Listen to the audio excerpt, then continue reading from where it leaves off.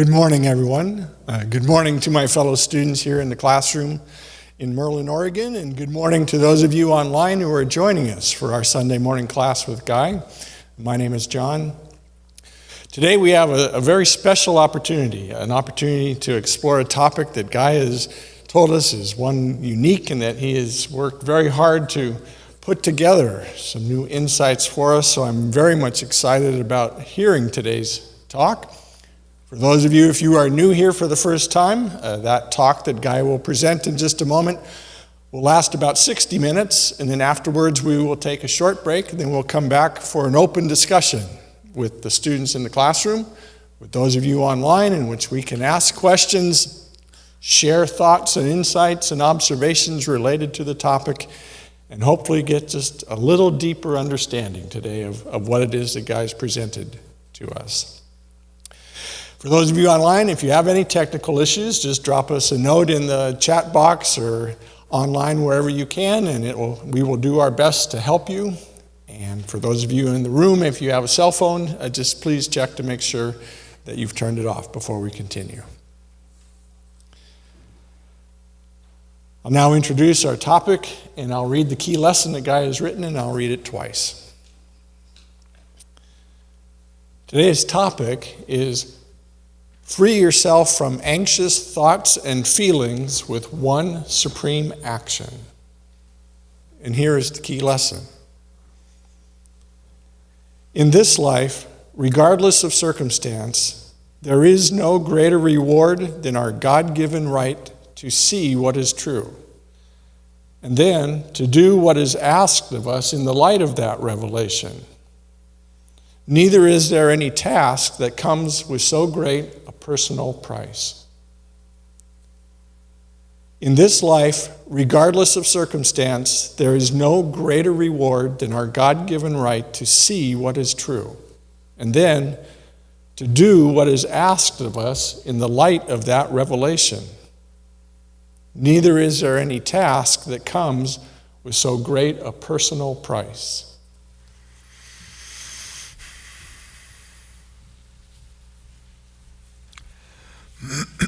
Good morning, and good morning to all of you who are joining us in one way or another, meaning either in person or a replay on one of the many streaming sites that I think these talks go out on at this point.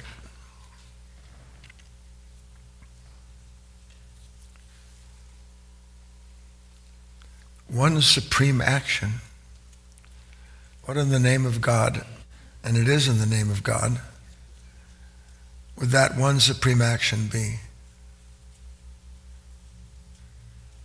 It'd be funny if I just said it and then we went home.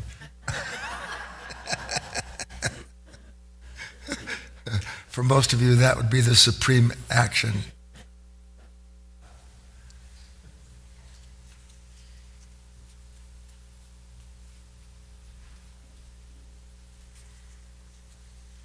I think that I want to start with a certain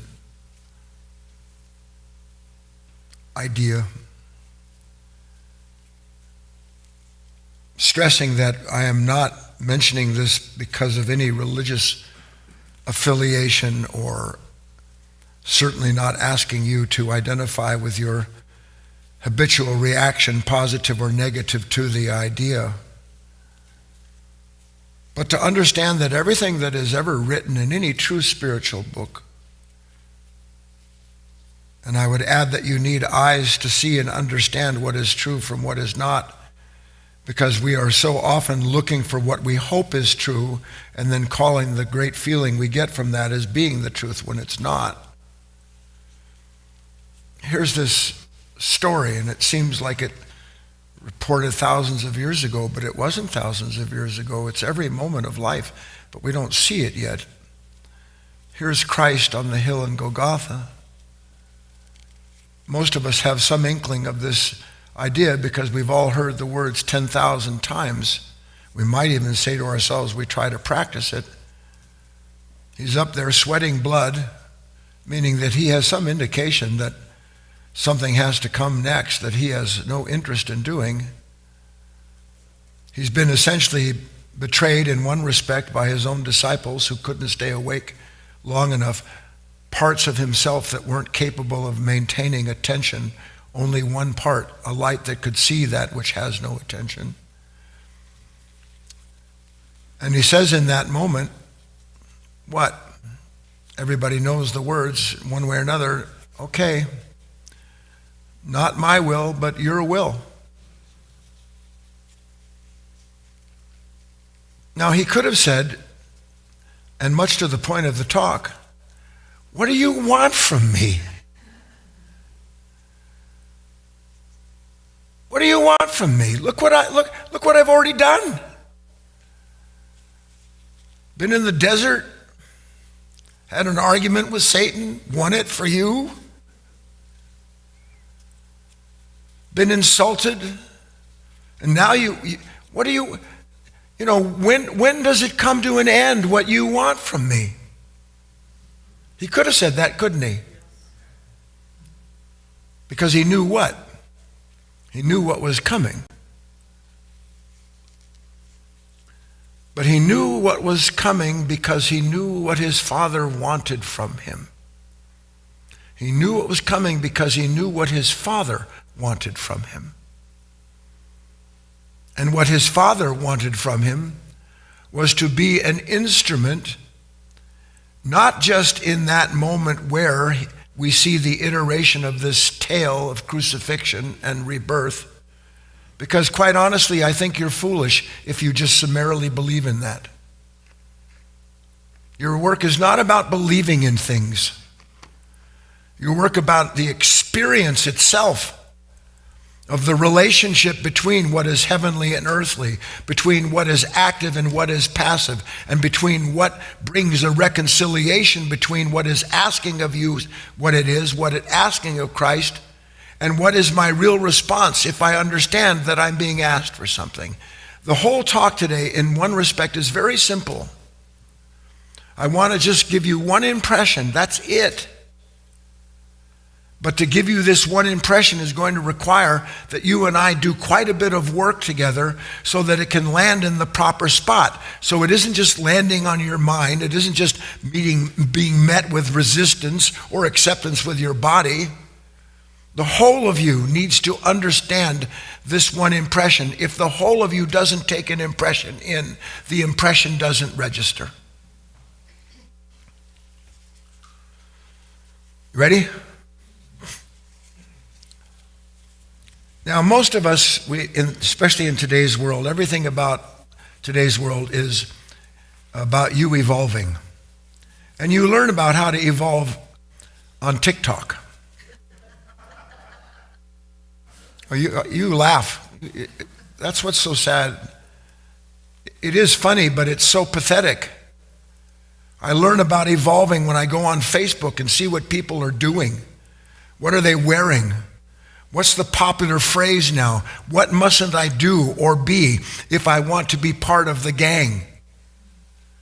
So for human beings, evolution is all about this idea of what I need to do to either sustain or create the conditions required to ensure that I'm not one of these captive idiots like the left or the right or the up or the down. I'm not like them. I've evolved. So for us, evolution is all self-directed. Every last part of it. Self-directed and loved for the direction that we imagine we need to take according to whatever our gospel is, politically, religiously, philosophically.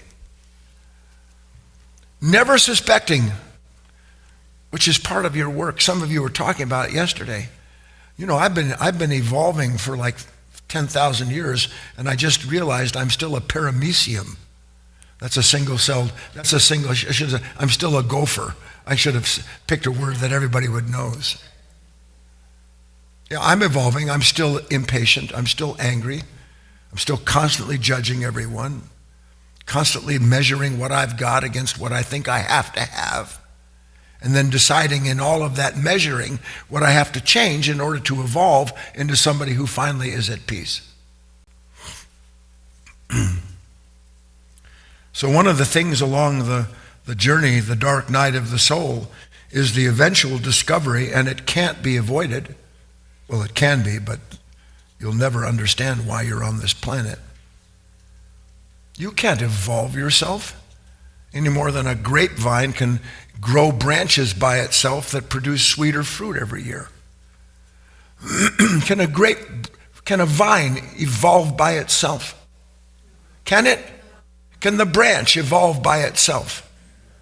I want you to be clear. I don't ask these things for fun, because you're trying to evolve by yourself. You're imagining the fruit of a day to come where you won't be suffering anymore. You're imagining a God, a relationship with whatever you call heavenly. Because if you can just imagine that enough and feel it deeply enough, you'll evolve into someone who's finally the manifestation of Christ himself. And everything about your life proves that it's nothing like that. But what happens if a human being understands, I can't evolve myself? I can evolve my business, no problem. I can even evolve some aspects of my intellect. I can develop it until it almost knows everything except how not to suffer.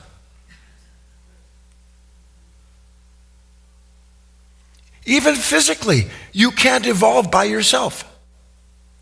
Truthfully, show me how to evolve by yourself. If you don't have weights or gym equipment, if there's not a street to run on, if there's not air to breathe, tell me how any human being evolves, even physically. Every true sense of evolvement requires a relationship between that which sees a possibility becoming more than it is, understanding more than it is, and that which facilitates that growth. Do you understand? So no evolving without relationship. End of story.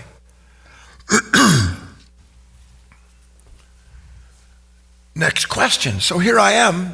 You wouldn't be here. You wouldn't be listening to me. Here I am, and I know I'm supposed to evolve. But I'll be danged. Something seems to be standing in the way of my discoveries.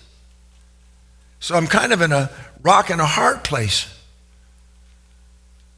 Because on one hand, something's indicating to me, asking me to outgrow who and what I've been. Now, I don't hear it say, I want you, that would change everything. You know, it actually wouldn't. If you heard this, Patricia, give up it all. Okay. You would still be helpless. Yet inwardly, there are times, are there not, when suddenly you see beyond the shadow of a doubt, I'm still beleaguered and beset by these shadows of my past, these regrets and these resentments, these fears. They follow me. I don't know they're with me until something suddenly illuminates the moment. And there I see, by contrast, that I brought with me into this moment something that I become a captive of the minute I identify with it. Yes, please? So something's asking me to outgrow. This is an interesting, can't take too much time. You know, when you think about outgrowing something, what do you think about? Well, I think about the next iteration of myself. But I can't imagine an iteration of myself that isn't an extension of everything myself doesn't want to be, and that it has hope in things seen that it'll become. I want you to think of outgrowing yourself much along the lines of, and this is important in a way, does a tree outgrow itself, or does a tree grow into everything that tree is intended to be? That's what it does, doesn't it? It outgrows itself by being given through a relationship that which extends the crown of its leaves, that which drives its roots deeper into the life-giving soil. It extends and outgrows itself by being willing to receive everything that life gives it in order to ensure that it continues its development. Isn't that what outgrowing oneself is? So I'm not really outgrowing myself in the sense of this is who I am and who I don't want to be. I'm outgrowing myself by seeing that even what I don't want to be has to be part of my growth because it's inherent in the nature.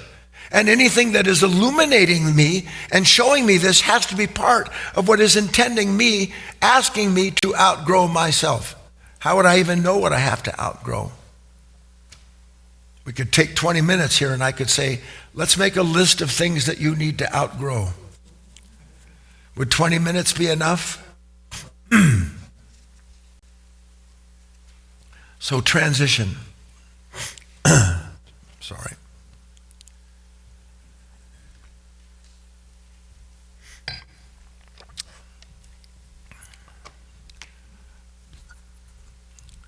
Clearly, I need some kind of understanding that I don't have yet. Because I meet life, my experience of life is through my understanding of it. I'm always trying to get life to confirm and affirm what I understand. That's what I want. And my pain in life is that life doesn't agree with what I understand about it. That's my pain. But at some point you realize the futility of that incessant tug-of-war, and you realize it, somehow or other my understanding has to change. And it's when a person starts to realize it is their understanding itself that has to change. And they realize that of themselves, they can't give themselves that new understanding. You can't evolve your understanding by yourself.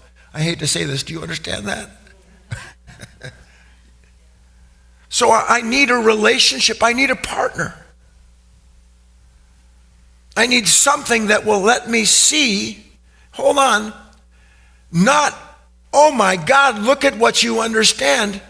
But part of that understanding is to see that I've been relegated to live in a dimension of experience, a dimension of reaction, that by my constant referencing and identifying with that level ensures that I never escape. I never transcend that level. Nothing grows because everything is an involution. Please? So what is this new understanding? That's the only reason for these talks.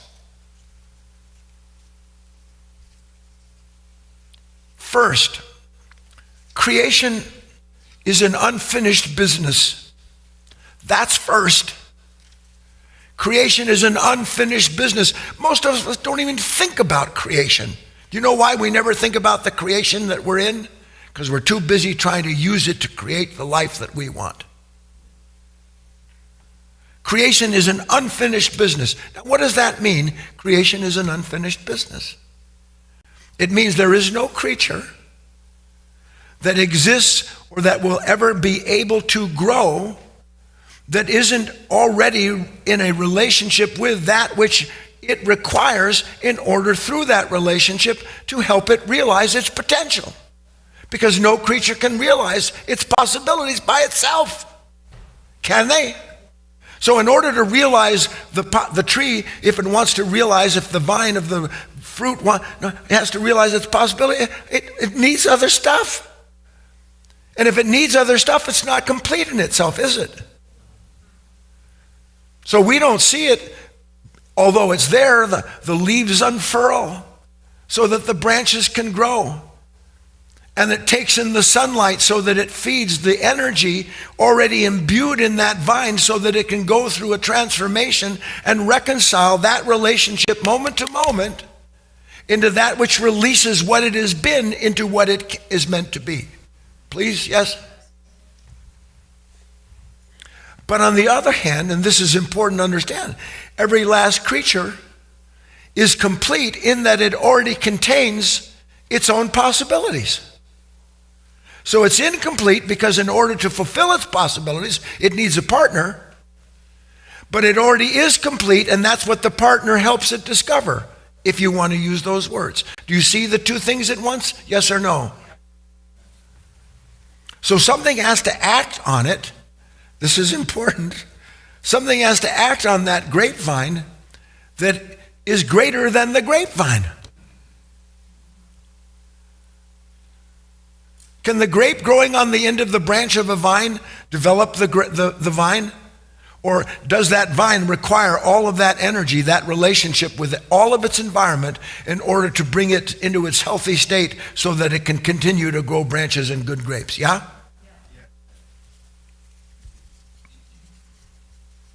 So how do I see that as true in my own life? That's not something I think about. I have my plans. What about you? I have my regrets that are full of what ifs and how come, and out of all those come what will be when I finally grow into what it is that I do or I get rid of. How many of you are pretty sure that someone or something is interfering with your growth? Boy, you talk about nonsense, as you'll see. You just love to have things that you can point to as being in your way. Even me. Some of you just can't wait to find fault with me because somehow or other I'm not producing what you want.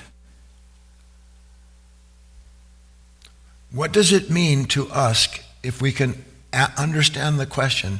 Do we understand the question that life, the sun, if you will, is not the sun asking the vine for what it wants from the vine? And in relationship with the sun and the soil and all of the good things that bring forth the fruit is not every moment, every creature, by its nature, because it is incomplete, is it not asking? We don't have ears and eyes to see this yet, but I can assure you it's true. It's asking. Because of myself, I can do nothing. Of myself, I can grow no fruit, said the vine, said Christ. If I even remotely understand that life, just as it's asking the vine to take the next step of growing the branch and asking the branch to grow the fruit, if I actually understand that it's true, what's the next step for me? Understanding, if we're on the same page, that for me the next step is, and always has been, how do I bring an end to this suffering, this sense of being alone, sorry, this sense of always protecting myself, this sense of constantly judging myself? How do I bring that into fruition? Because we're leading up to this idea of this single action. Everybody's still with me? Deep breath, big transition. Let me see you look like you're alive just for a split second. Roger, nothing happened to you. Sheesh. You know that you can't be tense and listen? It's impossible.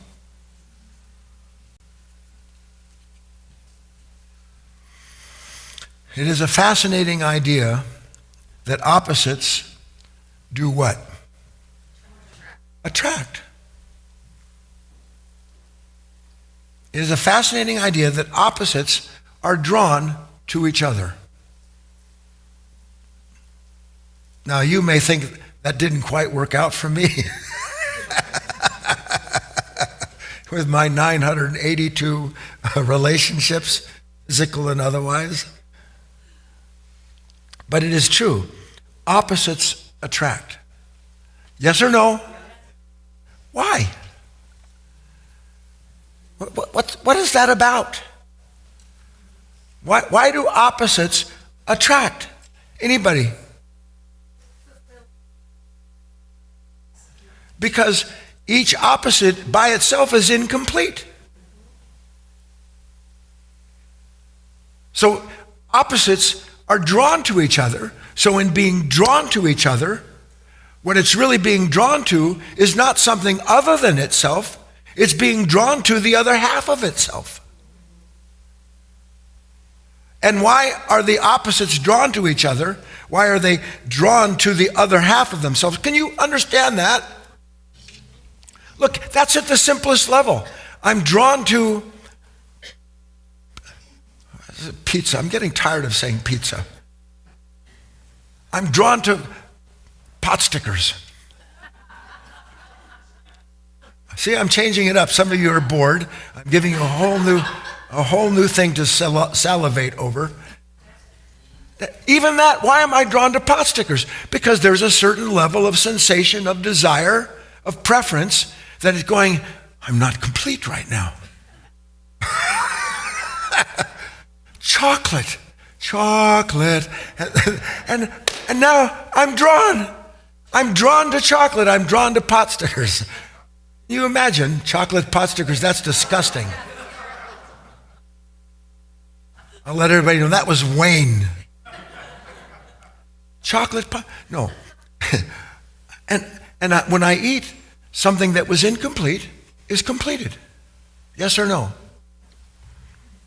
So opposites are drawn to each other in order to return to their original unity. In this world, they're apart. But they're apart in this world because they fell into this world where in order to manifest what is possible to be manifested, they came from a unity. Yin and yang are not separate. They're a singularity divided into this idea of light and dark, good and bad. But in truth, in the higher world, in another dimension of time, another level of understanding, they are a singularity. Is not the need for something and the thing that is needed, are they not a singularity? So these opposites are drawn to each other, and they're drawn to each other to unite with each other so that in the union of them, they can return to their original state. The central urge of every atom is to return to its divine source. And at its divine source, there are no longer separate atoms. There is the original unity that everything came out of. From one came two, from two came three, from three infinity. And to understand that allows a person to realize there's no moment in which life isn't trying to bring forth a new creation, but something that is conceived in that moment by these opposites that are seemingly apart being drawn together so that a new birth can take place. Because when the opposites are brought together, in that moment there is the end of what was and the beginning of some new possibility. Everybody still on the same page with me?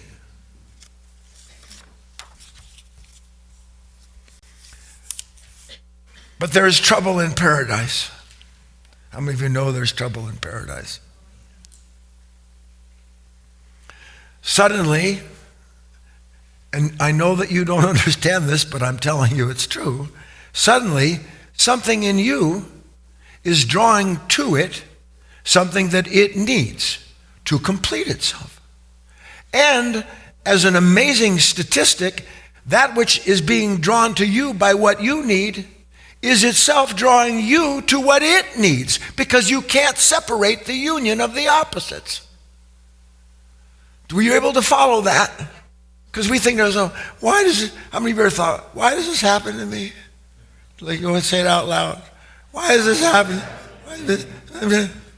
Because for the most part, why does this happen to me? What is my relationship to any moment that is not part of what I want? What is my relationship to the appearance of whatever it is? What's my relationship to it? Instantaneous relationship. What is it? Resistance. Summarily, no. I don't want that. And I don't know if you've noticed this. You can say, I don't want that till the cows come home. And that's a Hindu idea, because cows were part of what till the cows come home. I never even thought of that before. I'm sure the farmers didn't know anything about Krishna. But here I am. And I just have all this resistance. And what is the nature of this resistance? This is so interesting. Resistance is built into attraction. Please try to see this. You can't serve two masters. You'll love one and despise the other. Resistance is built into the moment of attraction. Because you can no more be attracted to something than you're identified with it. And the moment you're identified with what you're attracted to, you will resist anything that comes along and says, I want that back, or it needs to change. And what is this resistance to in the moment? What is this resistance to? This moment is a threat to what I want. You said this, you did that, they're over there, look at what happened, or look what happened 22 years ago.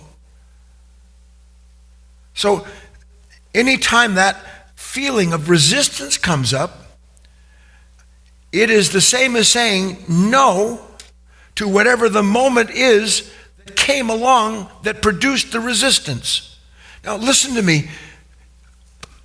Opposites, yes, they definitively attract each other, but I hope you can see this. If it was that simple that opposites attract to each other, then there would be no problem. There would be nothing but a ceaseless union, wouldn't there? So there must be something going on. Opposites attract each other. But if it was that clean, we'd be done. Heaven would be on earth, because the will of heaven and the will of earth would be fully reconciled. Opposites not fighting with each other, but supporting each other, and all is grand. Is it grand? So, yes or no? Here comes a moment I don't want. If you can see it, I hope you can. Something in me has attracted that, and something that is being attracted is calling me. And I go, what? No. No. No. And I don't know if you've ever heard this voice in your head. What do you want from me? How many of you have heard that? What do you want? Oh God, this is how sick this is. I've given everything. You've given nothing. You give up what you think is a fair exchange in order to get what you hope when you're done giving. What do you want from me? If you haven't heard that, you haven't made any spiritual advancement at all. What do you want from me? And here's the thing, big transition leading into this one action. Wake up, open your eyes. Some of you look over and somebody, like you're on a terminal bus route going around and around and around, looking at the same sights. One thing never occurs to us. What do you think the one thing that never occurs to us in these moments when we're full of resistance? What do you think the one thing is that never occurs to us in these moments of unwanted life? Heidi said, I'm wrong. That's for sure, but that's not the answer. Barbara. Well, that's a nice thought. The moment's there to help me, but I've had that thought a lot. Doesn't change much, because I can't remember it until I've helped myself. Tony said, we asked for it. All right. Here's the one thing that never occurs to us. And the reason it never occurs to us is it can't the way we are. The one thing that never occurs to us is that life is saying, I want something from you. Tell me when that occurred to you. All I know is this isn't what I want. Not that maybe that moment life is actually asking me for something. Not just what I want, because that's the summation of my resistance, the summation of my happiness, getting or not getting. But a revelation, wait a minute. You mean it's not just about me? Are you kidding? Everything about my life, everything about this world, dog eat dog, this is about me. I get what I want. If I don't get what I want, there'll be hell to pay. And that's why this world is hell. Purgatory, actually. It's not fully hell yet. Because I want what I want. And when I don't get what I want, all I do is imagine what I have to evolve or develop in order to get what I want, so that when I get what I want, I'll be free of the pain of this resistance.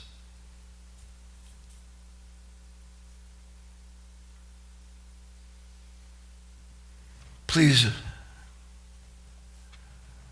what does God want from me? Not what do I want from God, which is what all of your prayers are about. Silly prayers. Please God this, please God that. And behind every please is a pain asking for some consolation to get rid of it. What do you want from me, God? What do you want from me? Christ knew. Every awakened man or woman knows exactly that they're not in this world owed something that they can continually ask to get and then be petulant and full of pain when they don't get it. The man or woman who's awaking, realizing that there's no moment when, exactly like the vine, something is asking it. When you look at this, which requires new eyes, the tree, the branch, the leaf, is not every creation, listen, at once doing two things. Just follow. First, every creation is doing what? You wouldn't see a creation if it weren't for the fact that that creation is resisting the force of light.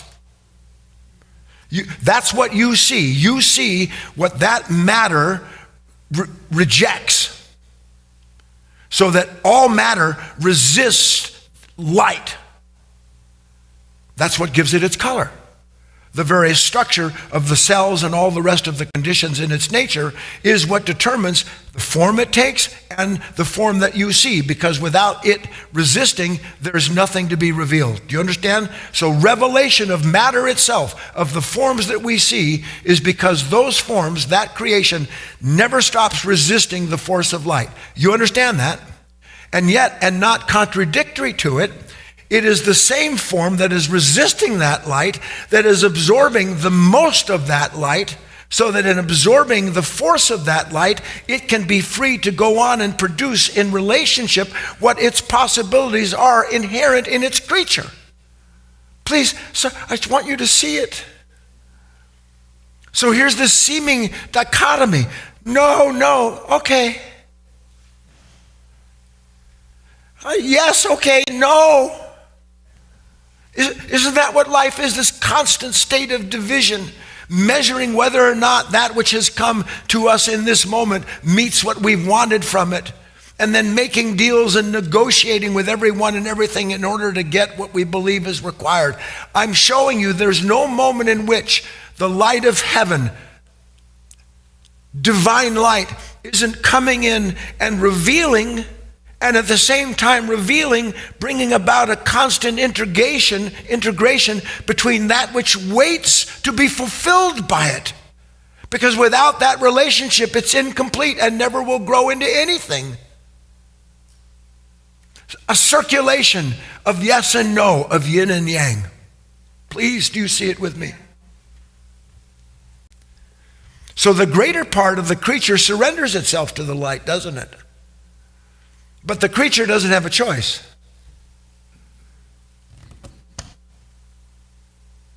It's built to do that.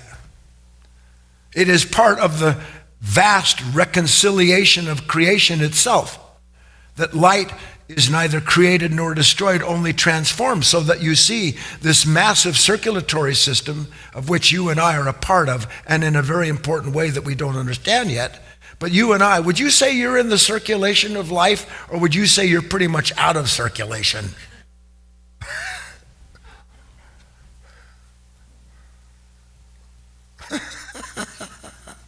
And that's the pain. That's the pain. Because I have my idea of how things are supposed to circulate. Don't you?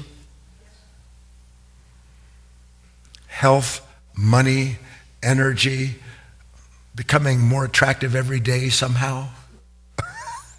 Right, Babs? Yeah. The reversal of aging. Yeah, that's the right circulation. I'm going back.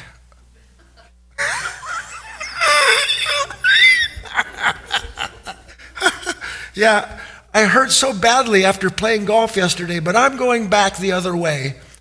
I refuse to see that life is constantly drawing to itself what it needs to complete itself, not complete me the way I imagine I'm intended to be completed.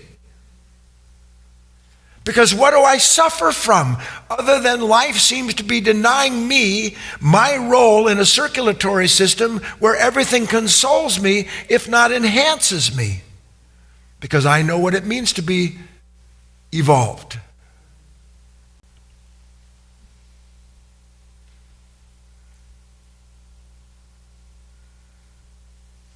The evolution of intellect without the development of the heart is a curse.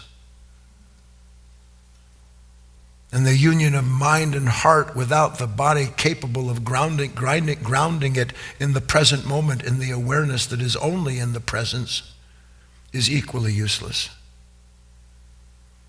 And life never asks you for one side or another.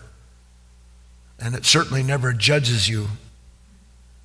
But we stand as judges of ourselves without knowing it. Every time life brings about something and so says, look, here comes another one of these moments. And part of that is what? Because you hear it all the time. Okay, so I've been pretty rigorous with my self-studies, and I've been at this for over a month now. And I still have pain. What if you don't understand the pain? What if your evolution, if your spiritual development is to bring you into a completely different relationship with the suffering that you thought was because not getting what you wanted, when really the suffering is because you aren't giving the divine, you aren't giving the moment what it is asking you for. And that if you learn to give the divine what it asks for, then your suffering is a completely different story, isn't it? Because now I'm participating in what happens when the opposites are brought together and when they are unified and when they return to their central unity. Because there's peace in unity. There is no peace in division. Please?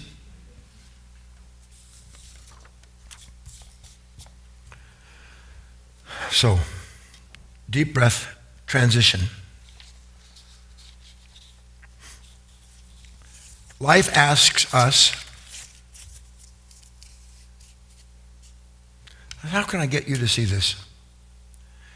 How many times in your life have you had those moments where, like for the 90,000th time, something comes along and you have that anger, that impatience, that fear, that pain? And by some measure of a miracle, for that 90,000th time, you suddenly realize, I may not know exactly what to do with this situation. And because of a certain measure of doubt, your usual reactions are suspended. And when the resistance that is summary to those moments, and always has been, is momentarily abated, instead of resisting the moment, a certain amount of energy allows a completion of yourself. And you see, you know what? All this time I was fighting with this, and I was fighting with what was trying to free me from myself. I've been fighting with what was actually trying to free me from myself. Because I didn't see that moment as something to reveal what was standing there in its greed and its anger and its fear and its guilt. I didn't see the moment like that. I saw your face and the way you treated me as being the absolute certainty of who and what I am, and a challenge to it, I might add. Therefore, I'm going to change you or change myself. I'll evolve a new relationship, usually involving resentment. No, suddenly I couldn't fight with it anymore. I couldn't fight with my ambition. I recognize how stupid it is. I don't want to recognize it. Please understand that. Something in me that is fully evolved in ensuring that somehow or other everything keeps itself in place. It's not interested, but there it is. And then for a moment, you don't fight with it. Isn't it a miracle when for a split second you don't fight with what life is asking you? And then you realize, Jesus, it wasn't asking me for anything. It was trying to give me something with what it wanted. It wasn't trying to take something from me. It was trying to bring me into a broader understanding where I have increased dimension of understanding of relationship with the light. But when light asks us for what it does, when it says, this is what I want, I never hear it as, do you hear unwanted moments saying, do you ever hear the divine going, this is what I'd like? Do you hear that? What do you hear? Ah.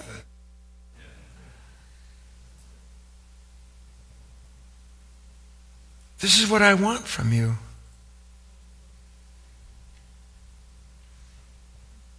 And you go, but I want it myself. I don't, listen, please, this is the height of human arrogance. I don't want what you want. That's the height of human arrogance. I don't want what you want. Forget your will. Because whether you understand or not, the action of these opposites that are required to be reconciled. What do you think the kingdom of heaven and the kingdom of earth made as one is? What do you think that is? It is the reconciliation of a divine will with a will that's in time. Something timeless acting on something that is incomplete because it's in time. Only what is timeless is complete, but what is timeless has sown itself into a world where everything is in time and incomplete, so that all that is in time and incomplete might one day awaken to the relationship that completes it. So that rather than looking at a moment that you go, what do you want from me? I can begin to understand, if you can I have the reaction, I don't want this? Is there such thing as a reaction of, I don't want this, without something saying, I want this? Do you understand? I can't go, I don't want this, and have something less saying, I do want this. You have to see the whole. See, that's all I'm trying to do. No. Something going, yeah. Not now. Oh, yeah, now. Because there can't be one side without the other. So something going, I don't want this. I never think to myself, this is only half of the equation in the moment. But it's the most important half, isn't it? Because it's mine. And I never suspect, I couldn't be resisting. And by the way, resisting, can you see this? Resisting isn't just trying to push something away. Isn't resisting, is this a form of resisting? Mine, my precious. Isn't that resistance? And do you understand? How many of you know that? Yes or no? Can I do this without something going, Something's pulling, isn't it? If I'm pulling in, something's pulling out. Yes or no? And somehow this mind believes if it can just pull everything in, judge itself, judge others, hate itself, worry enough, if it could just do this enough, it'll be free. Is it ever free? So what is the main thrust of our talk so far with the remaining 10 minutes? Essentially, all reactions are a kind of an intersection of celestial opposing forces. All reactions are an intersection of celestial opposing forces. Can you have a reaction that isn't a form of opposition? Or is every opposition the revelation of a reaction, but we only know one side of the reaction? That's all we ever know. Please.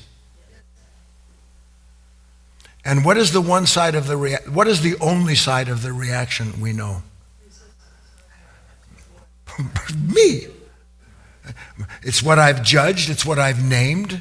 It's born out of not wanting what I believe is the source of that reaction. Never seeing that the source of my reaction has nothing to do with the moment itself, but rather that I don't want the moment that it's asking me to see what it's asking me to see. Please? Now, do you have anything left? I know I don't want to strain your brain, but you need to. Trust me when I tell you this. You need to understand so much that you stop trying to understand. What is the nature of this constant intersection of these opposing forces? What is bringing the moment I don't want to the me that doesn't want it? They're attracted. One is attracted to something in me, and something in me is attracting that. What is the nature of these opposing forces? We've been talking about it all along. John.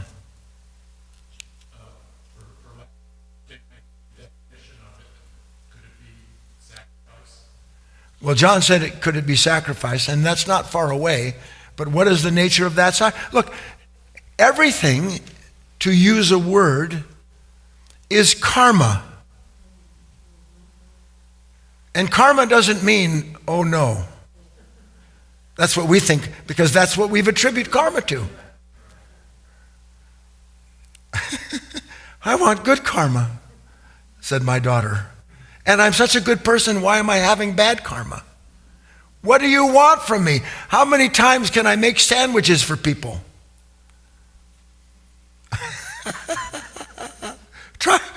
Trying to make good karma.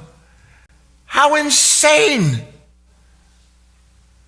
You are where karma itself, as a world between heaven and earth, meets. You are that which is incomplete, ceaselessly being asked to see, will you let me bring out of you the next level of your own relationship with that which is timelessly complete? So that this whole thing of what I don't want is by grace. Something saying, there's a little unfinished business in you, Finley. You know how angry you are at a drop of a hat? That's unfinished business, man. And if you think I'm going to stop asking you to see that, you're insane. Because until you see that and that's reconciled, the whole of human consciousness remains unreconciled. All the time people are talking about how they want to help love and God and goodness and all the rest of that. What a bunch of hooey. You want to help make this world a better place? Stop telling life what you want and see what it wants from you when that moment comes. Because all it's asking for you, and listen to this, imagine, all it's asking you, what it's saying I want, is for you to come into the next iteration of your own being. That's what I want for you. What a good God that is. Isn't that a good God? Call it what you will. What a good God. Never stops asking me for stuff I don't want to give up, which is my identity.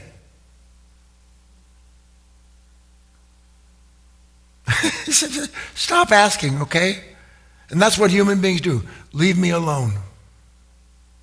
Leave me alone. And then that person, like Lot's wife and every other example of it, slowly and more slowly becomes crystallized into something that is the weeping and wailing of gnashing of teeth, because it is beyond transformation. So, bringing this to a close now, what we're looking at is what? That when life brings me, when the divine asks me for what it wants, isn't it asking whether I will do its will or my own? Now, do you see the story of Christ isn't 2,000 years ago? Because if you really understand this, the divine is saying, here's what I need. And you go, but look, if I do what you need, I'm not going to have what I need. I'm not going to be who I need to be if I give up what you're asking me to give up, making that sacrifice of whatever it may be that I'm identified with. Can you resist something without being identified with that which doesn't want what's revealing it? So we're looking at, if I've succeeded at all in this talk, completely different order of understanding of reality. Never in my life would I have ever thought that the moment I don't want is saying to me, I want something from you, and what I want from you is for you to be free of not wanting. And the only way I can ever be free of not wanting is when at last the opposites are no longer apart but united. when I'm in relationship with what is divine, not saying I know what divine is and changing every relationship accordingly. And why is that? What's the passage? Lose my life to find it. So, are you ready, my genius students? When life says, and first you have to recognize it, the unwanted moment is life saying, I want something from you. So here's life saying, I want something from you. And I have only one way I can answer it. And please listen to me. It's not, okay. You're incapable of that. It's to surrender. That's the simple action that brings an end to all of these negative states. And surrender, to be clear, is not a woohoo. Love that feeling of surrender. Because that's what this psychotic world is. You see people standing in mosques and temples and churches and surrendering. And then they go out and hate the waiter because they didn't bring the napkin on time. No, surrender has absolutely no bitterness in it at all. Surrender has no regret in it whatsoever. There is no fear in surrender. And the reason that there is no regret in surrender, who can tell me why there, if you've understood this, why is there no regret in surrender? No doubt. Why is that? Because that whole sense of self has been folded back in. It has been reunited. And so the surrendering is not an act of giving something up. The surrendering is a way of gaining that which was been latent inside of us, waiting to bloom, to fruit. It is the awakened action of another order of consciousness that is at once a part of the interaction of the opposites and at the same time part of the interaction, the unification of them. And then you enter into that consciously. So what do you think then? What's the drill here? Then how many of you are already sitting here not wanting? It's amazing. I get up in the morning, I don't want to get up.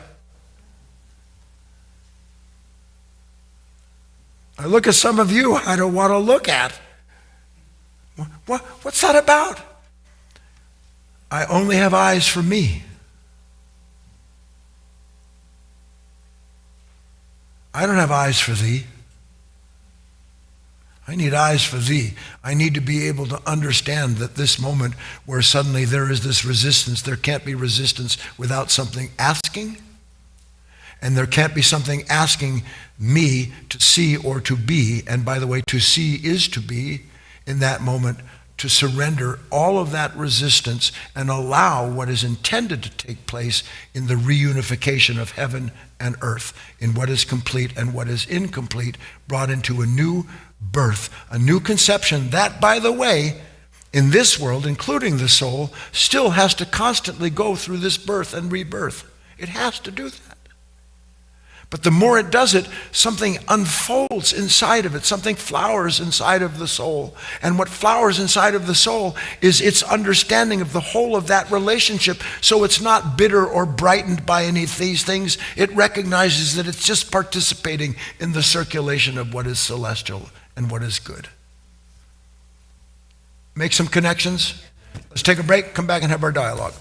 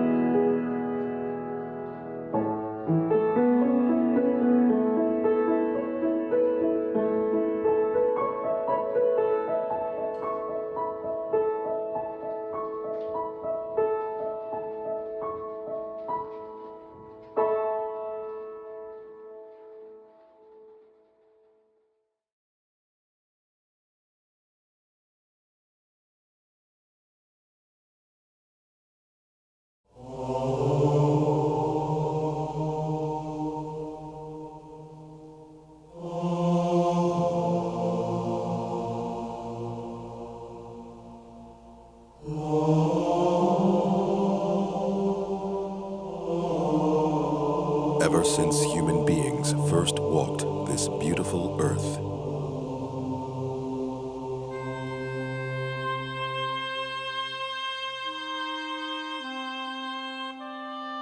Individuals touched by spirit have been witness to and then glad reporters of a single timeless story.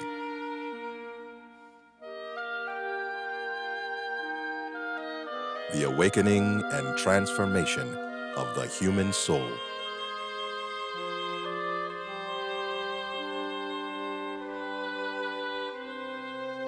And as amazing as it may seem, despite time and distance, language and cultural differences, there has always been only one great story. It opens with the eyes of the seeker, suddenly glimpsing the possibility of a light that cannot dim. A seeker whose heart can no longer deny its own longing for a love that never dies.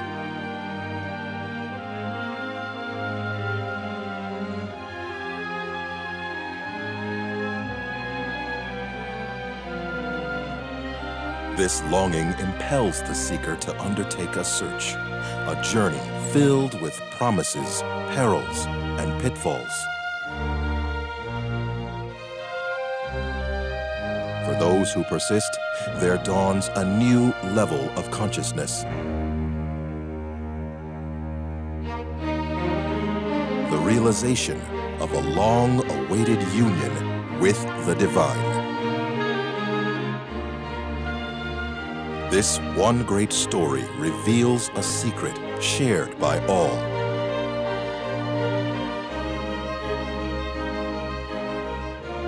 Within each of us is seated, by the sacred, a compelling need to fulfill what we are all created to be.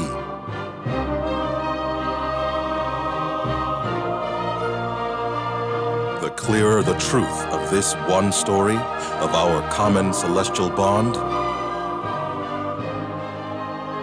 the greater the possibility of a new understanding that can help heal our world. It is time for all of us to awaken, to not just know the truth of our one story, but to proclaim it far and wide. So that the strife and suffering born of our imagined differences can at last come to an end.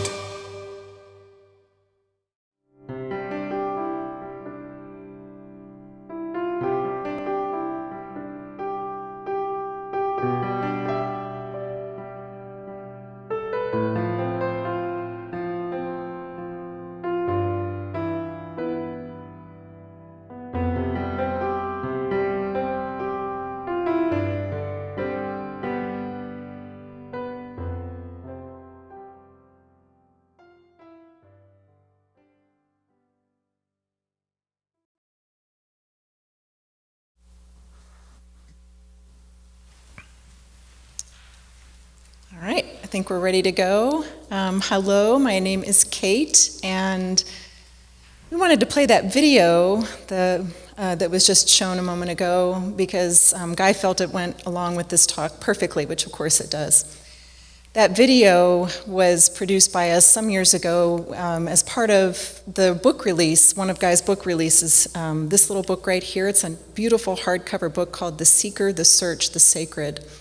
And it's filled with, it has essays by a Guy which talk about the journey of a seeker to be reunited with the divine, essentially. And there are hundreds of quotations in here from people throughout history, throughout time, different countries, different professions, religions, all kind of pointing to the same thing, which is that there is something in us which impels us to seek something higher and seek that kind of fulfillment. And I loved when this whole talk just really addressed that.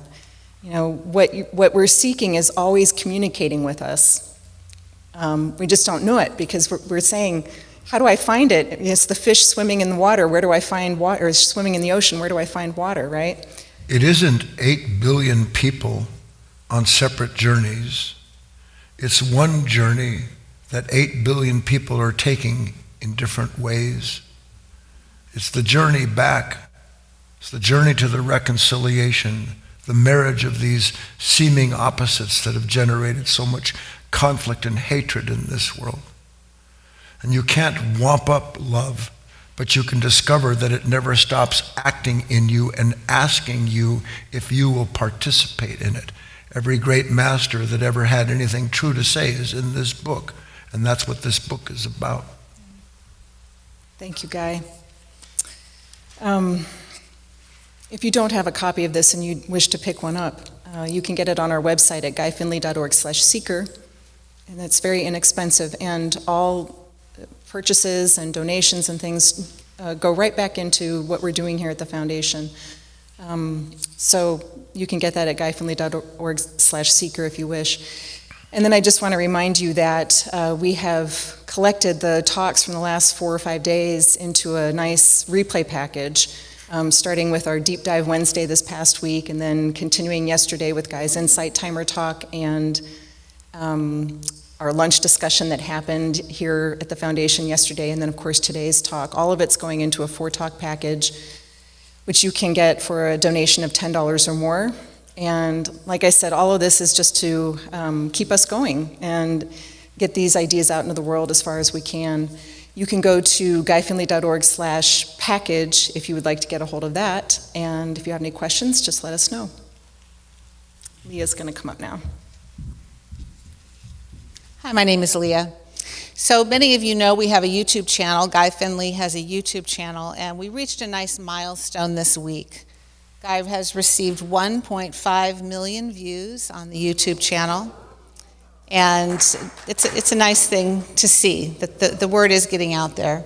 So if you are not subscribed to the YouTube channel, please subscribe, and for those of you online, go online, subscribe to the channel. We're really trying to hit our 10,000 subscriber number, because that's just the next level. That would be really nice to see. There's new things you can do when you hit those numbers. So thank you for your support, and thank you, Guy, for giving us so much content.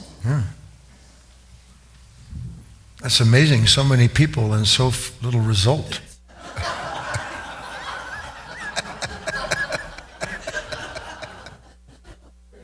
That's the nature of many are called, few are chosen. And along the same lines, I would just add on another encouragement. Not only are we on YouTube, you know, that video that you just saw, we have a website, onejourney.net, that you could go to, in which you can have access to the quotations in Guy's book, and you can add to the living book there. And we are, in the last several years, we have become on just about any social media platform that you can think of. You can find Guy, and I mention that because whether it's Facebook, YouTube, TikTok, Threads, Twitter, whatever it is, each one of those sources has become, I like this phrase that Guy used a few years ago, they have become, for me anyway, monasteries in the pocket. A place that can, if I'm connected to it, can at some point in time, I can turn to it to remember something, to remember a connection, to remember what it is that I forget as I go through my day. So encourage you to visit us and subscribe to all of those channels and forums as well if you're interested. We're about ready to begin our discussion with Guy. This is a chance for those of you online to participate, to ask Guy questions, as well as the students in the room. If you're on GoToWebinar, you have the opportunity to talk directly to Guy just by clicking the hand icon. Those of you on Facebook and YouTube, you can send in written questions that will get relayed to Guy through us. And those of you in the room, as always, you can come up at any time to the microphone. So I encourage you to do that. Before we get started, Guy, is there anything you'd like to say? Nope. Okay. I see we have a written question, and I see that Fiona has raised her hand, so I think I'm going to start with Fiona. So, good morning, Fiona. You're unmuted. Hello, guys. Hi, everyone. I saw something, thanks to you, when you said about when we see things in life because of resistance, like a leaf of a tree, etc. But it actually glimpsed we ourselves are of that resistance too. You know, we came about through that resistance. Yes. And oh my God, like, well, of course we've got resistance running. That's the plan. That's the plan. We have that, and it has its own course. There's no need for me to be involved at all. And it's fantastic to, personally, I've just seen these really deep feelings of stuff going on, but learning what I can see through these ideas is that when I then have held back and not just allowing it all to be there and watching it, whatever it is, however strong, Yes. however unjust things are going on, it purely reflects. I've experienced a deep reflection into things that are there for me to see that wouldn't be there if I was constantly getting involved and pushing it back out. If I'm constantly pushing back out, I can't receive anything. Yes. So it's all there. The push, pull, attraction, repulsion, it's all there, and I do not need to be involved. I'm laughing, Fiona, because I can feel and then at a certain point, what can you do? It's all there. It's all there. It's all there. All of it's there. Because I want to say something from my heart and mind, and that's all I've got. It's all there. And it's okay. It's perfect, actually. And then to see these moments where the only thing that's there is Fiona, and how it's replaced the understanding, and that one side of the reaction becomes the whole of our reality. But that's okay. All of that's grist for the mill. Nice to hear from you, Fiona. I wish you had been online yesterday, but I won't tell you why. Oh, I'll have to tune in. Yes, are we posting that? Yes, please tune in. I'll give you a hint. I wore a kilt. Oh, no, missed that. Oh my goodness. Oh dear. Listen, you should have been over for all the Highland Games this summer. It's fantastic. Everybody in their kilts. You would have loved it. I wish I was there, but I wasn't. Throwing a big log or something. Yes, there you go, yeah. Nice to hear from you, Fiona. Bye for now.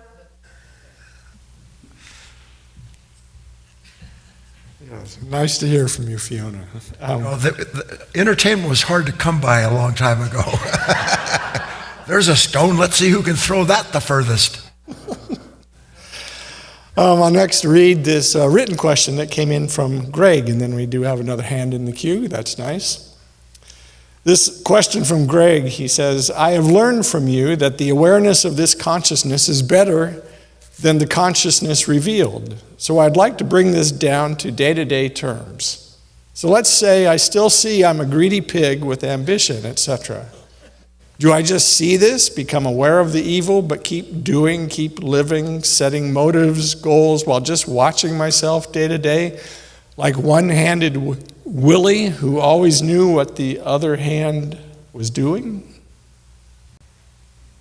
So for those of you who don't have context for the story of One-Handed Willie, something I told a long time ago, there's a little man in a little village who was respected for his great skills, but everything that he did, even with great skill, he did with one hand.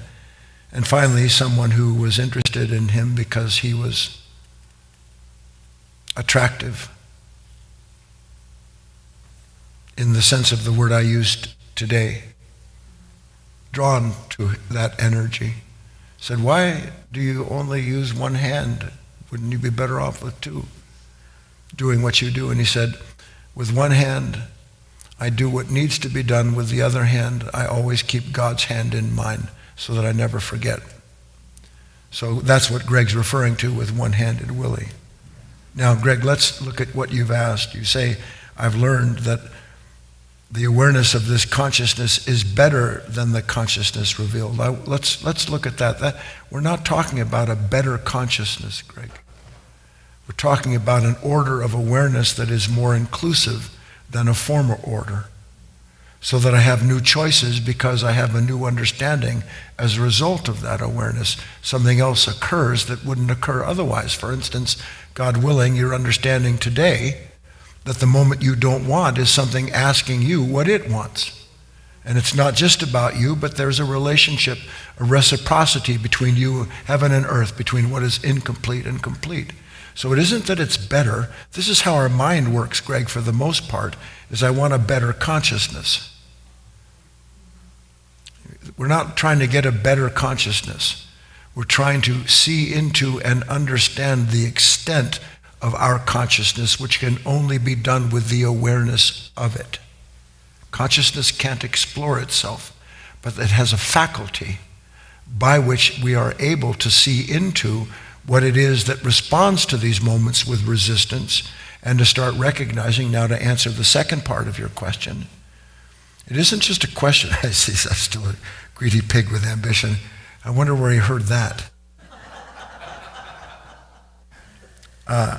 Become aware of that evil and keep doing and living and setting motives and goals. No, look, the more aware I am of how painful it is to only want what I want, and to understand that life isn't trying to take from me something, it's trying to release me from something I don't understand I'm a captive of. There's pain. I've said this to you 1,000 times. You know, when you have any thought about another human being or about this world, you watch the news, which is, do you know why you're addicted to the news the way that you are? It's because it produces such a strong sense of self. You think you're watching the news. No, the news is eating you alive, and it produces what it does, so a relationship that is invisible in this world, corrupt as it is, can continue to consume the energy that's meant to be used for your relationship with God, not your relationship with this world. So no, it isn't that you just keep doing what you're doing, Greg. You do what you're doing, but you're ever more watchful while you're doing it, so that you can start to see, you know what? I have this thought, I've got to go, I got to do, I got to get, I want, I've got to fix this. He's not right. Suddenly I'm there and I can feel all of this resistance. You can't have resistance without desire. It's impossible. They're the same thing. Maybe that's what I'll talk about this coming Wednesday. Desire and resistance are the same thing. We just don't see it, because all I see is the half of desire that makes me whole. I don't see the part of the whole that I dig, that desire digs, that I fall into, because I'm blind by it. Please?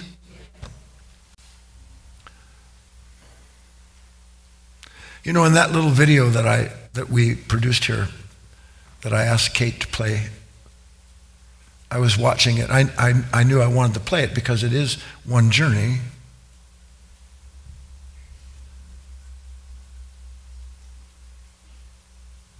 But you could see the whirling dervishes, you could see the ballerina, you could see the person throwing the pot, you could see the people singing. Do you know that if every creature on this planet was at least intentionally dedicated to fulfilling the purpose of its own existence, you couldn't interfere with the existence of any other creature on the planet? And as hard as it is for us to understand, because this mind is just so, this hungry ghost, this mammon, this insatiable appetite. The opposites have insatiable appetite that can never be filled by the opposite filling itself with another opposite, meaning the next thing it imagines. That insatiable appetite comes when at last that nature is seen for what it is, and you can no longer agree with the pain that it's in. You can't. So that, this is so hard to understand, but I swear to you it's true. I've never said that before. I swear to you this is true. Take a nice deep breath, because you'll never hear me say this again. In some strange way, you're perfect as you are. but it's an endless perfection. It's an endless possibility. Imagine the vine throwing the branch and the branch going, where's the damn grapes? Get off of me, bug! Why are my leaves smaller than the other branch's leaves? And look, he's kind of in the sun. I'm in the shade.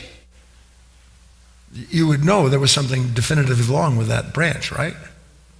Mm-hmm. It attracts exactly what it can use. Nothing more, nothing less. It attracts exactly what it needs. And what it needs is to answer what it is being asked to be. And it can't be more than it is being asked to be. You want to be more than you imagine you are. Failing to recognize something never stops asking you to be the only thing that God needs you to be in that moment, given the incomplete creation, the divided essence, the nascent soul. And then it's peace, you find peace. Imagine, it's okay to be me. No, that's not right. Yes, it is right when you understand what me is. Not meism, but what me is. I hope that connected, Greg.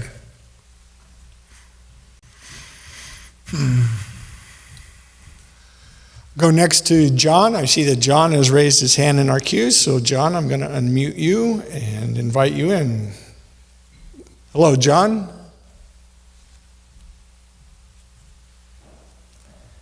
Good afternoon.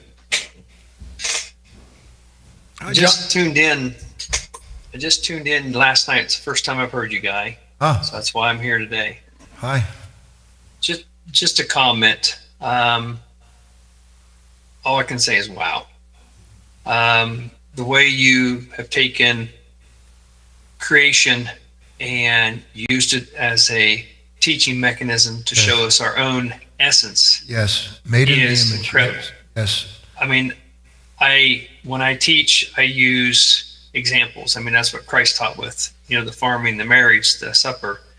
And I see you doing that, and it really connects. But the one thing that really I want to tell you, you've enlightened me and helped me incredibly today, is I've struggled for many years trying to understand how to help others to see that things can be better for them and that they don't have to continue in this life. And there's all these mechanisms and programs and everything else. But what I saw today was helping them to understand that what they're feeling, what they're seeing, what they're dealing with is just God trying to communicate with them. And they just need to engage in that conversation with him. And your statement, what do you want from me? Yeah. Years ago, I had a terrible series of events going on, and I remember it isolated with me falling down the ice and getting up and grabbing my truck door and slamming it shut and just screaming at the top of my lungs, I'm doing everything I can. What more do you want from me? Yeah. And about 15 minutes later, when I was quiet, this is what I heard. I've given you everything you need. You're just using it at the wrong times. Yeah. I would say that's where we're at. Yes. Thank you, Guy. I will continue to listen in. I appreciate it. Yeah, John. Nice to meet you, for sure. And I'll look forward to another conversation.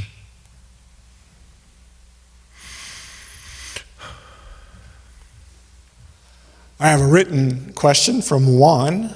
He says, hello, Guy. Thank you very much for your teaching. Is it valid to say that in spite of my illusory will, I am either surrendering to the light as you beautifully described, or yielding to the resistance and reactions, which is surrendering to the wrong master?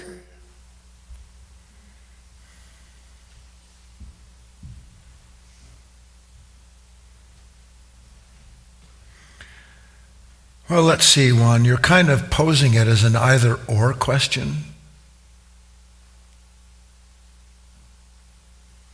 and that either or question comes out of a misunderstanding. Let's help one. Would I agree to surrender to something that as I surrender to it, I know that it's hurting me and killing everything else? Would I surrender to that? So it really isn't I surrendering to anything, is it? It's the illusion of an I produced by a relationship with an imagined nature that creates it.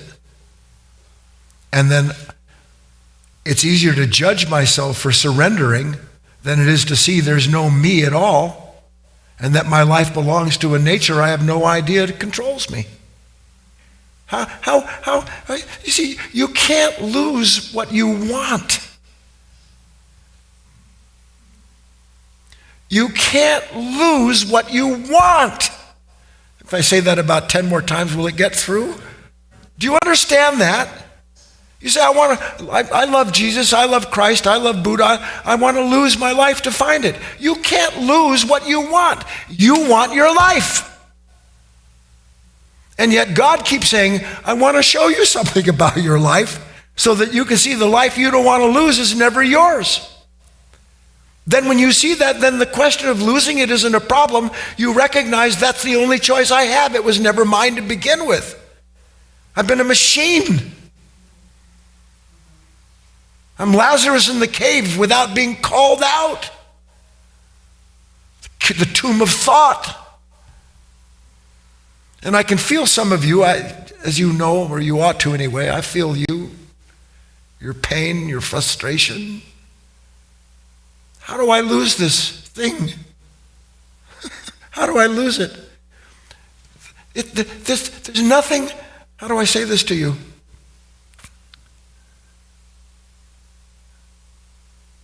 You lose your life when you see what a horror it makes of your life. How instantly impatient. How many of you are instantly impatient? How incapable I am of engaging in a conversation once someone has said something to me that brings up from the past some pain. How I'm always in a hurry. I'm never where I am. I'm where I don't want to be, and connected to that is where I've got to get to. So all the time between what I want and what I don't want is lost. This is thrown away, squandered. Now, if I even suspect that's true and I start to see it, what's going to happen? I'm going to start to want to see. I'm going to start to want what God wants. Revelation.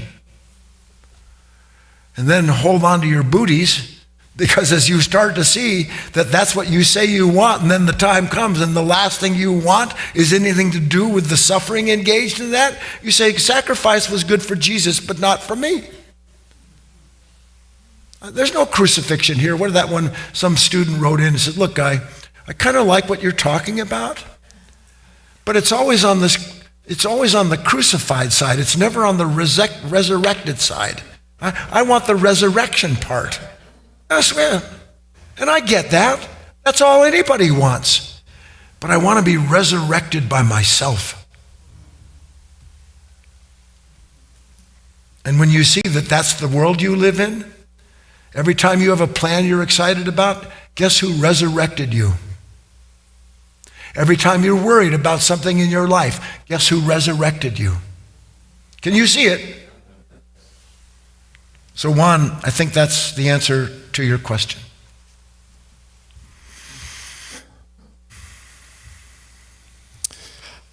I have a couple of written questions. This one comes from Janice. Next, she says, so we must learn to separate the wheat from the chaff, thy will from my will, resistance being a key.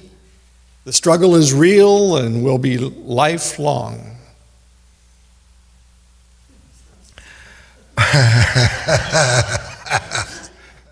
That's good, Janice. It's okay.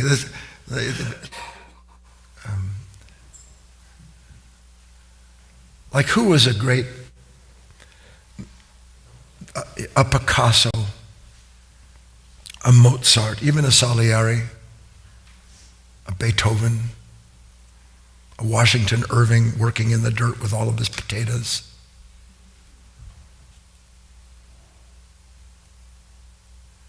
How many times do you think that those men or women, Madame Curie, Florence of Troy, Florence Nightingale, I mean, honestly, how many times do you think that, because it's true, how many times do you think that, God, I'm being drawn to something, but I'm tired. I don't want to be drawn to this anymore. You can see where that happened. But you can also see that what always won was the understanding that this struggle is required for this beauty, for this understanding, for this new development to take place. So that my suffering in the struggle wasn't suffering because of what I didn't want or what I wanted. The suffering was born in the understanding that out of that comes creation, out of that comes what fulfills me. Imagine, instead of my struggle being against life, my struggle is to participate in life so that I become the fulfillment of my own possibilities. That's the answer. Then struggle becomes useful, not useless.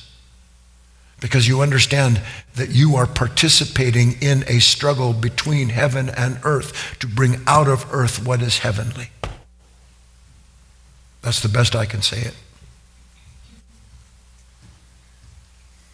This written question from Jason is the last one that I have, so I think perhaps we can end this part of the conversation here and invite people up if you'd like. This comes from Jason. He simply asks, do we have free will? Yes and no. No relief in that answer, is there? You know, Jason, I love this question more than you can imagine. And I don't know when it's going to be. I'm not teasing a time to come, but I have a novel that I'm working on. And quite a bit of the material is predicated on this discovery that on one hand, as I have no free will at all. Free will is an illusion living at the level of humanity as it is. But seated inside of humanity is that which gave humanity its will, and that aligned with allows a human being to choose what they serve in the time they're asked to serve it. And there you have free will and the capacity to do, as opposed to constantly be done in by the insistence of your own will. More to come on that, just not now. It's late in the afternoon and I'm ready to say goodbye unless somebody wants to come up and speak before the mic, and if they do, then oh shoot, here comes Doug. And then along came Doug. Such a poetic name. Slow walking, slow talking Doug. Thanks for the talk. We all like this word, this phrase, know thyself. An unexamined life is not worth living. That resonates with most everybody. I want to get to know myself. There's a man who's starting to. But when you can't really know yourself alone, because this imagination in us is so huge. Because imagination, I want God's will, but here comes this imagination which fills you what you want. And when you just said just this simple thing about what does God want? What does life want here from me? Now, what do I want from Him? Right. And where do you hear that? In the world, you don't hear that. It's, when you start off with TikTok, and we all laughed, but that's really, here's all the things you need to become full of yourself. You look at that and you go, how empty it is. I won't ever want to be around that. This is not something we don't, social media, I'm not a social media type person, but I've seen bits and pieces enough to see all of that and go, wow, there's an aberration here, and this is not what real life is. But to really know yourself, you can't do it alone. you need someone who's been along the way to help you. And it's not, Guy, we're all fortunate that he's along our way with us, or we're with him. But also this whole of this work of everybody who's come before us is helping us, because, the last thing I'll say is, what is knowing yourself? What is this thing about self-knowledge? That sounds selfish. But the reason is because I see is that something's been implanted in us. There's a treasure within. And it's this sense of, which is, what do I do? This eternal word, in a sense, that's in us, that's the treasure. Yes. That we can only find it by knowing ourselves. It's the only way to really find it. Because if it's out there and you grab it, then you think it's yours, more imagination, that I did this. I'm the seeker, and now I'm full and I'm whole. But it's just nice to turn this whole thing around to say, well, here's a moment I don't like. Okay, well, what does life want from me instead of what I want from it? I think that's a nice turnaround. Indeed.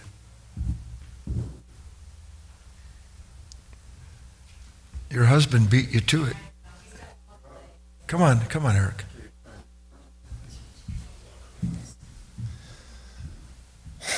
Hi, my name's Eric. And Guy mentioned Salieri, and I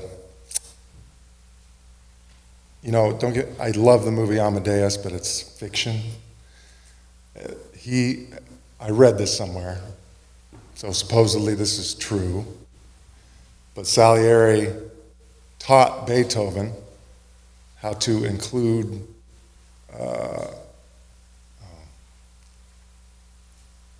not opera, choir or opera within a symphony. He taught him how to do that. So without Salieri, there's no Ninth Symphony. And that actually connects with what Doug was just saying, of how yes, there would be no Beethoven without everything that acted on him. He needed everything that helped him and acted on him. I hope that made some sense. Yes. Another thing I wanted to say was about slowing down, and how the idea of slowing down just permeates the inner work. And like every exercise that Guy gives could have a little asterisk that says includes, a footnote, includes slowing down. And yesterday I was thinking, speaking of masters, you've all heard of Shakespeare. No, please tell us a little about him. Well, I was thinking about a line from him yesterday that said, and I think it really connects with this talk, things done well and with a care exempt themselves from fear. Yes. And I never really thought about it till yesterday, but when something's out of order or messy, just in a room or whatever, you can feel the fear there. You can feel the fear in that. It is fear that when something's incomplete, when somebody leaves something incomplete, that was fear.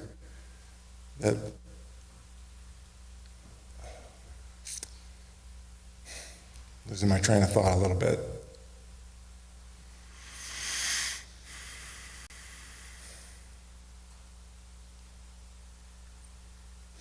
Let me see if I can find it again.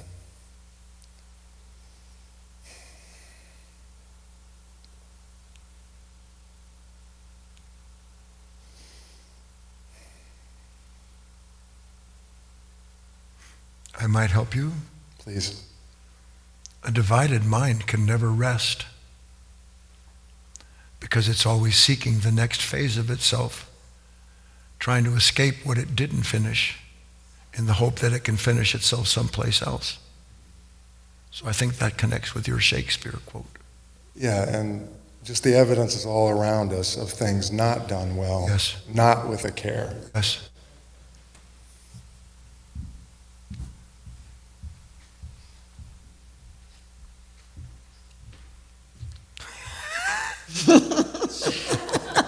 I haven't even said anything yet. No, but you're kind of shining. I know. I think I do this when things start to spark over in my head. Where's Chris? Yeah, Chris and I share that quality. My name is Kate, and I really wanted to read this line from the talk that I wrote down, and I feel like it just connects beautifully with everything prior to me reading this, and it's going to be a stretch for me to pull it together, but here's what Guy said. The evolution of intellect without the development of the heart is a curse. And the evolution of intellect, I feel like that is a closed system. Yes. And it can perfect itself, but it can only perfect itself with what it already has in the system. And there's a certain beauty in that, but it's incomplete. Yes. Like what Eric was just talking about. Yes. The development of the heart, though, is a living relationship with life, that's that reversal of what does God want from me? It's establishing, it's entering into that connection that's already there. Yes. And wants to develop this thing. Yes. You know, and it's funny, I was thinking about this. When I'm thinking a lot, it hurts. When my heart is full, it feels good. And it should be just sort of a very easy indicator of the proper order of things.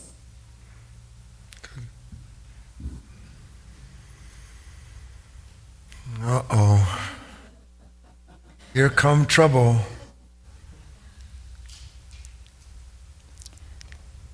My name? My name is Namita. Hello, everybody.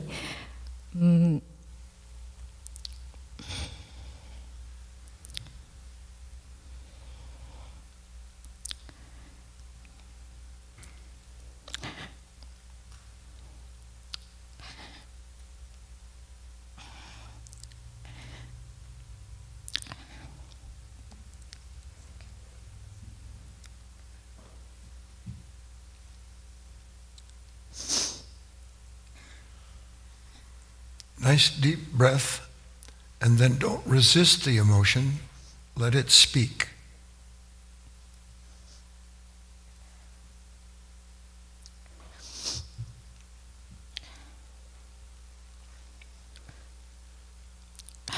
I spent I couldn't sleep all night yesterday.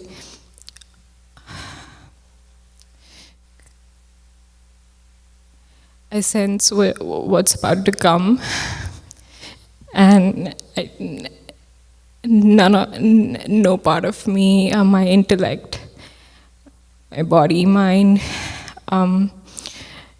I know what level of sacrifice it's asking out of me, and I don't want to do it. But there's another part of me.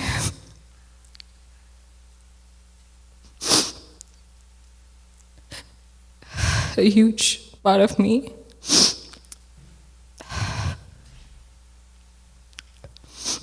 that I know I have to do. It will be done,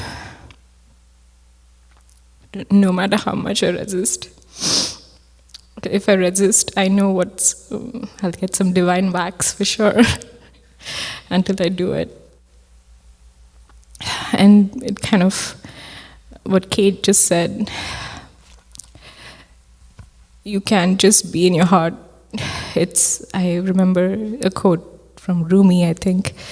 It's a balance between the head and heart, and you can't always be in the heart. You have to balance. There's a balance there.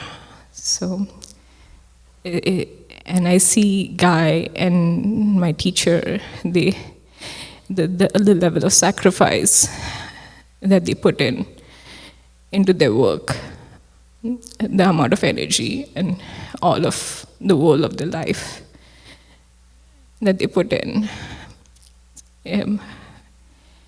It feels, I feel very incapable of doing that.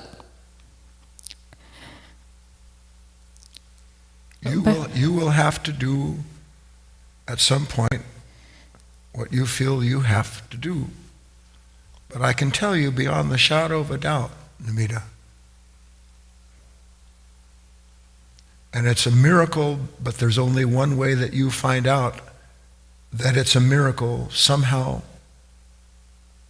for you, that what God asks you for, what the divine wants from you, it is already given to you to give back. And as that relationship is strengthened and you give back what is asked of you in the moment, you begin to disappear as someone apart from the moment that all of that's taking place.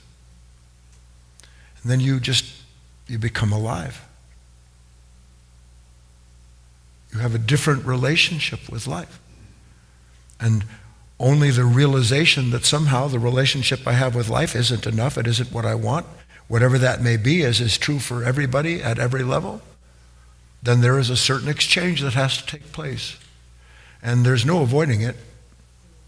And if there is, then see ya.